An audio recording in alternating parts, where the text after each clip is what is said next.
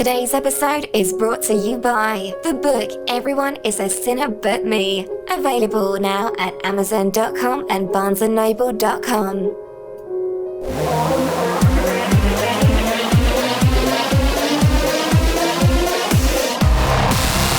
Live from Volpe Studios, it's the MCS1 show featuring Merlin and Cameron, and now your host, MCS1. What's up? Welcome to another wonderful edition of the MCS1 show. I'm MCS1. I'm joined once again with Merlin and Cameron. Hey, I'm really surprised we did that. I almost couldn't say welcome because I wanted to laugh so hard. Wow, that was really stupid, but worth it. So today we're going to be talking about something really awesome. We're going to be talking about The Killing Joke, the animated rated R movie that came out on Blu-ray, DVD, not VHS, sorry 80s kids, and a Laserdisc. Gosh, the best quality of all. Oh, yes. Next to my vinyl, everything's better when it's bigger. So it came out on Blu-ray and DVD. And it was in select theaters as well. Before it was released. But before it was released? Yep, like a week before it was released. released. The week before it was released. Oh, perfect. I did not know that. So that's cool. Merlin Cameron and we all went and we saw it in theaters. Like, we saw the trailer, which, let's talk about that real quick. How long was the trailer? Like, 15, 30 seconds? Yeah, it was like a 10, 15 second trailer. Yeah, in theaters, didn't really say much what was going on. It's like Batman, The Killing Joke. And I just looked at Merlin and Cameron. I'm like, guys, you want to go? And at first we were kind of joking, like, maybe, I don't know. As time got closer, we're like, yeah, let's do it. And I think we bought our tickets 3 weeks in advance, about a month? No, it was about 2 weeks. About 2 weeks in advance? Okay. Yeah. And I was really excited for this. I was just like, I don't know what you're talking about, joking. Like, when I heard it was Mark Hamill's voice as a joke, I'm like, and yes. And yeah, it was good. I was very excited for this, and I am glad I went. So let's talk about The Killing Joke a little bit. It's based off of the comic The Killing Joke, which is written by Alan Moore. For those of you who aren't huge nerds and only slightly nerdy because you're listening to this, our little section of At the Movies right now with The Killing Joke. So for those of you who aren't super nerdy, Alan Moore is also the same guy who wrote Watchmen and also wrote V for Vendetta. So his graphic novels, comics, however you want to say it, they're getting transitioned into movies. Mm-hmm. And to be honest, personally, I don't think comic book movies make good movies. Except Alan Moore. I feel like his movies, when they are adapted, they do make good movies. But a lot of them have things cut out and changed a lot from the original comics in order to make it a movie, which is more than acceptable. It'd be a lot grittier in comics. Yeah, have you guys, either of you seen Watchmen? I have not. No. There's this weird squid that's involved in the graphic novel, and they cut it out of the movie, and to be honest, it was better. V for Vendetta. Evie? Is that her name? Evie? Yeah, I believe so, yeah. Like the Pokemon? Yeah, pretty much. She was, a prostitute in the graphic novel. Oh. Okay. And she was 15 or 16 or 17. She was a teenager. Yeah. So I'm cool with Natalie Portman playing that instead. Yeah. I'm okay with that being adapted. I think that's better. And I don't mind that so much with his comic book adaptation. So The Killing Joke, have you read the graphic novel, yes. Merlin? Oh, you have too, Cam? Yep. Okay, I admit I have not. I've read things about it, and I've always seen there's an iconic picture from it. Warning, minor spoilers. Barbara Gordon answers the door, and it's the Joker there, and then you just see a bang from a gun, and he shoots her right in the stomach. Mm-hmm.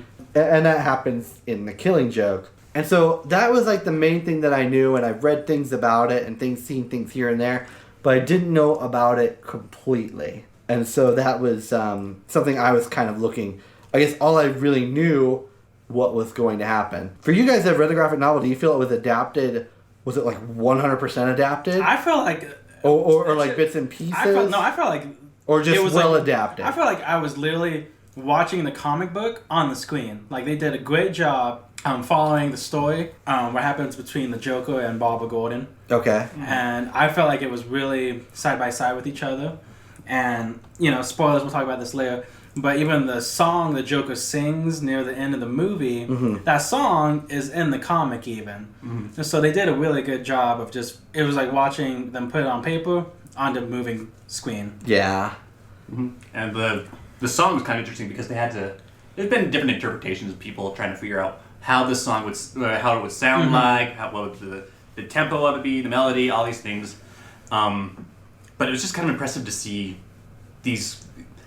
they're dark lyrics set to a very kind of catchy tune because they're inside of a carnival, and it fits well until it reaches a certain point where it flips over to Gordon seeing parts of like pictures of Barbara after she's been shot, and the music just gets dark. It's like, holy crap! Yeah. Well, I mean, like, let's also go like with these movies: the V for Vendetta, The Watchmen, and The Killing Joke. All very dark. All dark graphic novels. You're gonna get a dark picture, which I think that's one reason that it's entertaining to watch these movies because people who don't read the comics, they go into it like, oh man, this show is really dark, and you're like, the comic was really dark. Yeah, exactly. And I think that's just kind of how Alan Moore is. Yeah. And Watchmen was very dark as well. It might be dark, but it gets a good story across. Yeah, I really like Watchmen. Just saying for the record, like the graphic novel, aside from the weird squid thing, was pretty cool. And like they came out with a series called After Watchmen, and that was just way cool about like what like little origins and things like that. And it was cool. I liked it a lot. It wasn't done by Alan Moore though, unfortunately. Oh, okay. But I still liked it a lot. So let's talk about the casting of this, and let's just get this out of the way right now. The elephant in the room. Mark Hamill as the Joker. Yep. And the thing about it was that was really cool is before you saw The Killing Joke in the theaters, it went through like a mini 5 to 10 minute documentary about Mark Hamill and his career, like as Luke Skywalker, as he referred to him as a whiny kid, and just didn't think Star Wars was going to be that big. And talked about Star Wars for a little while, and then him moving on to how he became the Joker in the Batman animated series in the 90s, several video games, and now the Killing Joke. Merlin's kind of a huge Mark Hamill as the Joker fan, as am I, but not as big as Merlin. And so Merlin, do you just want to talk a little bit about Mark Hamill being the Joker? So yeah, and like you said at the beginning, I really liked that you go to that movie and it opens with this documentary, and of course Mark Hamill talks about being like Luke Skywalker in Star Wars, and you think, oh, Star Wars, the Luke Skywalker, his name is going to go on forever as Luke Skywalker with the Star Wars franchise. Yeah. But I really like the transition that he went from acting to voice acting the Joker. And it's funny when you watch the documentary, and I know his backstory from when he got his Joker, and it was funny to just know more how he says when he's like, well, how am I supposed to like interpret him? How do you want him interpreted? Like, what kind of range am I going for? And they told him, don't be Jack Nicholson. And that's all they told him, says, don't be Nicholson. Yeah, and I don't know, I just really like the whole, that's all they gave him. They gave him like this little picture. They drew what the animated series Joker was going to look like. It's like a picture and don't be Nicholson. There you go. And it was what more do you need? And Mark Hamill was kind of like, okay. And granted, this was for like a 90s kids show that he was doing, and granted... although a rather dark 90s kids show, when you look back on it, which is kind of why it was so successful. Yeah. And just iconic and cool. Because not only was it like to little kids, but it was like teenagers can also watch and get into it. Yeah. And... you can watch it now and still love it. And still enjoy it. Yeah, it was great. There's no nostalgia factor. You can just pick it up, watch it, and you're like, wow. It still holds up. Yeah. Very well. The artwork and the casting for the voice actings really stood the test of time. It really did. Like, surprisingly. I think it was ahead of its time, to be honest. Yeah. Especially for a kids' TV show. Exactly. And so he did the best he could, and he had to go back and read the comics and read the Joker and get to know what the Joker's background was, his backstory, who the Joker was fighting the Batman for, why he was a criminal. So he went through all this research, going into these comics to get his information. And then he was driving to, like, you know, he's had to figure out the laugh, because the Joker was made for, he's a clown, so he needs a laugh. And the laugh is going to be iconic in the comics. And the comics, all we see is ha ha ha ha. You don't hear it. You don't hear it, but you see ha ha everywhere in all these comics with the Joker. So everyone knew that laugh was going to either make or break the Joker, which we've all seen. Jack Nicholson, Heath Ledger, Jared Leto, all of them, it comes down to, did they have a good laugh? And the reason I love Mark Hamill is because the way he came up with the laugh, because of the research he did by reading the comics. He didn't look at Nicholson and think, oh, I can copy that, because they told him not to. Yeah. So if anything, it became harder because he had an example in front of him, but he couldn't use it. So he was driving to the interview and, like, the audition for the spot. He's like, oh, I don't have a laugh. I don't know what kind of voice I'm gonna do. And then so he's like driving to this audition. He's like okay, and he's just doing these multiple laughs, like giggles and chuckles and laughs, and he can't find it until he started doing like this little giggle, and he got it. He was really proud of the giggle he had, and then he just expounded on the giggle to a chuckle, and the chuckle went to a full laugh. And he's like, okay, that's it, I got it. And he walks in, goes to audition, blows everyone away when he does the script for the Joker's tone of voice. But that laugh, it just became iconic. Yeah, and it's just amazing, and like, you know it when you hear it, kind of thing, and like, Absolutely. you know it's Mark Hamill. When I think of the Joker laughing, or the Joker's voice, automatically I think Mark Hamill. When I think of the Joker, I think Mark Hamill. So for The Killing Joke and hearing Mark Hamill back in action as the Joker, I was really excited. Exactly, and that's why he said he would come back. We all knew when he did the video games as the Joker, he said he wasn't gonna be anymore because there's more work that he could do. Yeah, and he like even said I was even so pompous I even announced it to the world over Twitter. It's what he said. And he's just saying, I will not voice the Joker anymore because there's more work for me to do. I can broaden my horizons, which is good for him. Yeah. But at the same time, it's like, Good for you for not being stuck in a role, Luke. Exactly. And then he's also saying, unless they do a Killing Joke, I will return as the Joker, because it's the Killing Joke, a comic that was so controversial but so successful and so iconic. As much as the Batman symbol was iconic, the Killing Joke, he says, if they ever make the Killing Joke into a movie, I'll play the Joker. And then surprise, surprise, they came out and says, hey, Mark Hamill, we're doing a movie called The Killing Joke. And Mark Hamill like, I said I was gonna do it, so okay. Yeah, he's just awesome as his voice. Another casting, Batgirl as Tara Strong. Mm-hmm. I know a little bit about Tara Strong, but not as much as Cameron. I just watched a lot of cartoons growing up. She was big in the 90s cartoons, wasn't she? Oh, absolutely. Pretty much any kid show you can think of, she's been in it. Fairly Odd Parents, Shaolin Showdown, My Little Pony. Who was she in Fairly Odd Parents? Was she the... She's Timmy. Really? She's the main character. Whoa. Timmy Turner. She's everywhere. She played Batgirl. She played Bubbles in Powerpuff Girls. She played several characters. Raven in Teen Titans and the new one.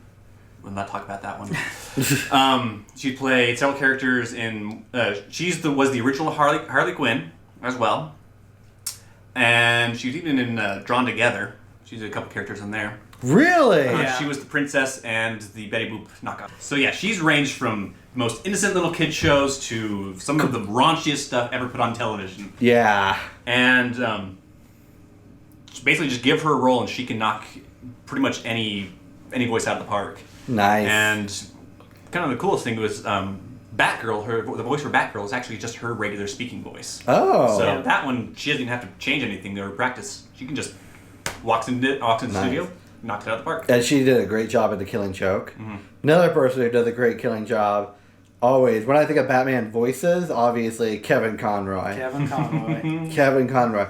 He was the Batman in the Batman animated series, Batman Beyond.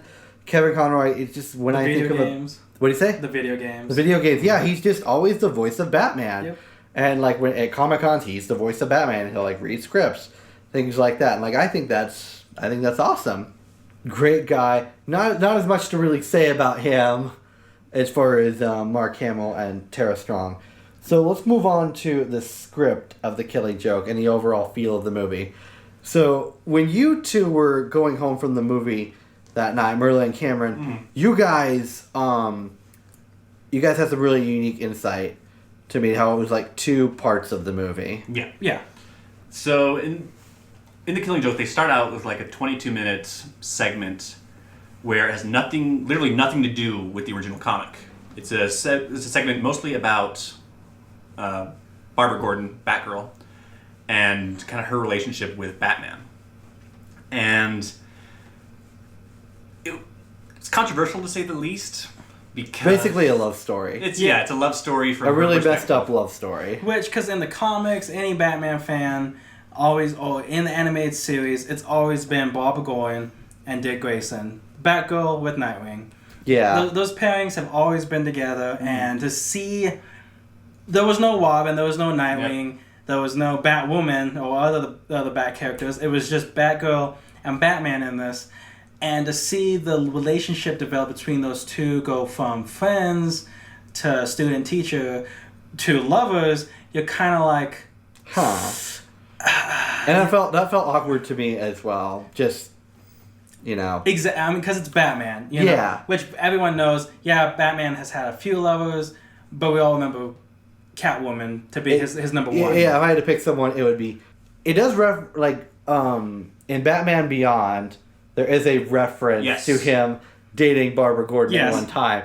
But I still think of Catwoman because also in Batman Beyond, he's talking to Terry once about Terry dating criminals or falling in love with certain ones. He goes, at the end of an episode, he says, let me tell you about a girl named Selena Kyle. Yes. And that was, and that like totally made my day when I heard that. I was like, oh, that's so cool. And so I never really think of Batman and Batgirl in a romantic sense. And again, it's just with fans and the so-called word shipping, where people ship people together. Granted, I understand it, but... Well, can you explain shipping a little bit deeper? I don't think people are really familiar with this. Looking at you, Cameron. Looking at me.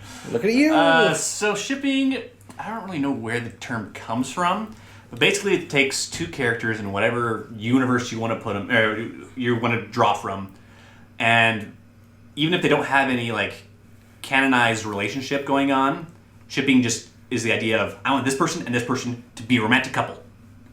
And, go!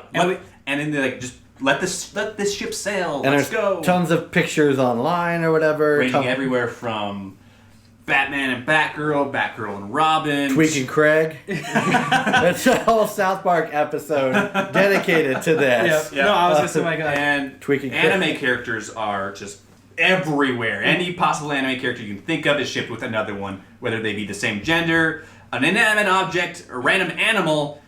It's insane. Welcome to fan fiction. Wow. Fanfic gets crazy. It's pretty nuts. Which we came to the conclusion that the whole point of this 22-minute segment is literally to get feeling for Barbara, because even if she was with Batman, Batman's not in much of the first few minutes of this segment. He really is not. It's all around... It's all Barbara and her perspective. Because what happens next is that you have feelings for her for what comes next in the next scene. Yeah. It's a clever way to do it, but... And so let's talk about the next half. Yeah. Joker. Crazy. Basically, we can just say it's his origin story. Yeah, the origin story It's his origin story tossed in with kind of an idea that he came up with based off of his own origin. Yeah. Yeah. It's an insight of the Joker, and that's why The Killing Joke, the comic, did really well, because this is like a window to the Joker's heart and mind. Because you see his origin, and then you see, if I can break and be crazy, can I make other people just as crazy as I am? Yeah. One thing I thought about, like, as overall feelings with the movie, or the second half, I should say, even the first half, but I guess the overall feel that I got was it was unnerving. Yeah. Like, that's the best way for me to describe the movie. It felt unnerving and just, I don't want to say uncomfortable, but unnerving and just strange. Kind of suspenseful. Almost. Yeah, You didn't know what somewhat. he was going to do. You think he's going to do something really bad. Or just like the overall feel. The feel of it, like the music, the drawings, and just the way how Mark Hamill presented the Joker, just delivered this villainous, dark kind of picture. Yeah, it was done really well, though.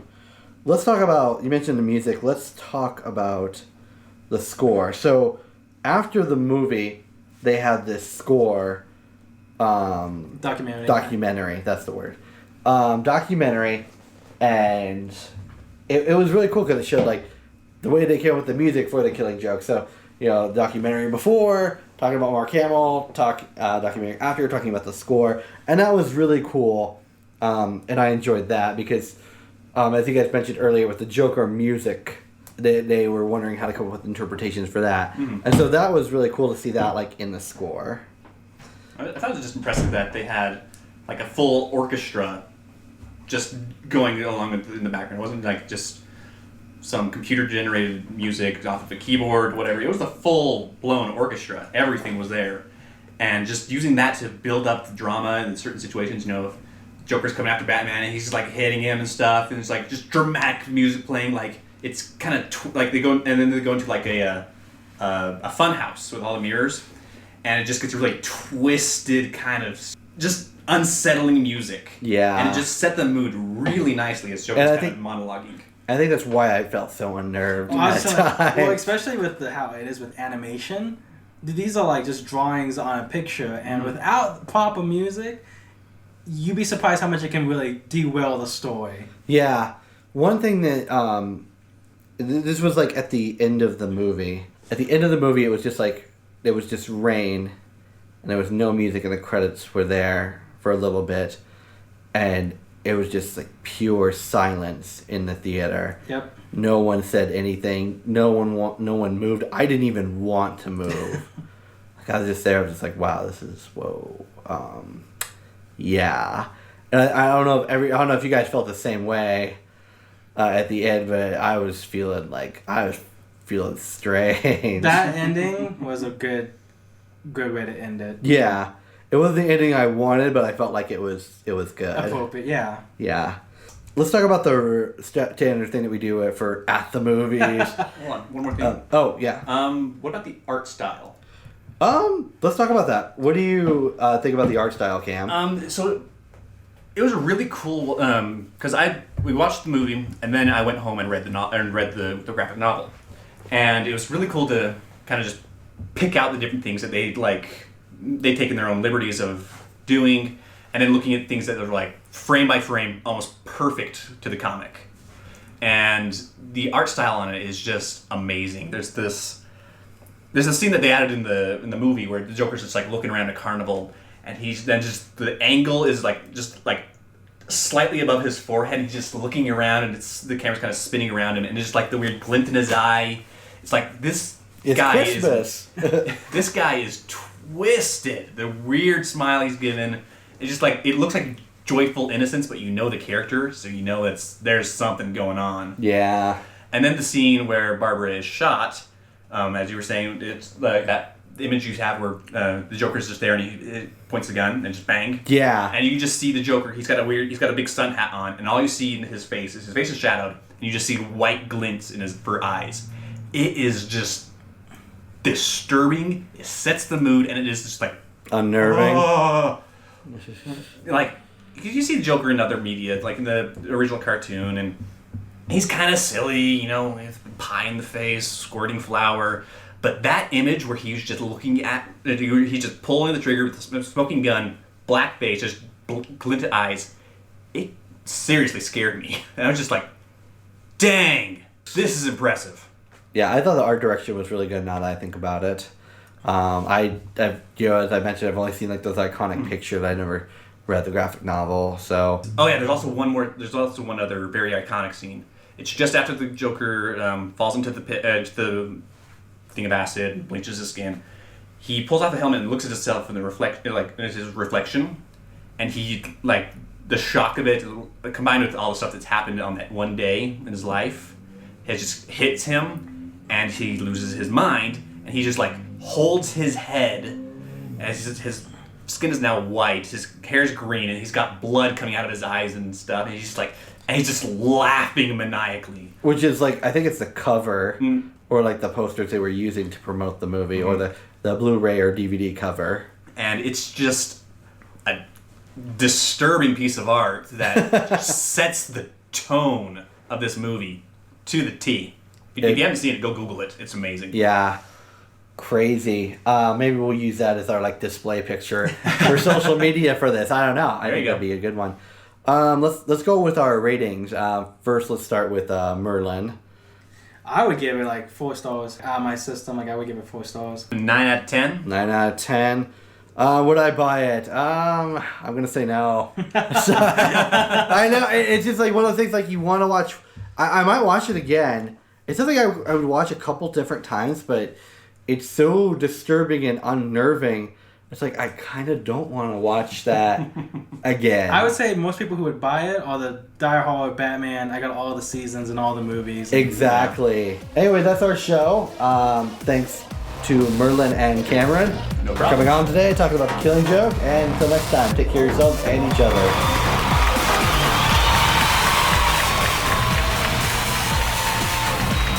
Thank you for listening to the MCS1 show. For bi-weekly episodes on society, counterculture, and pretty much everything but politics and sports, subscribe on iTunes, Google Play, or SoundCloud. For regular updates, head to the mcs1show.com or search the MCS1 show on any social media platform.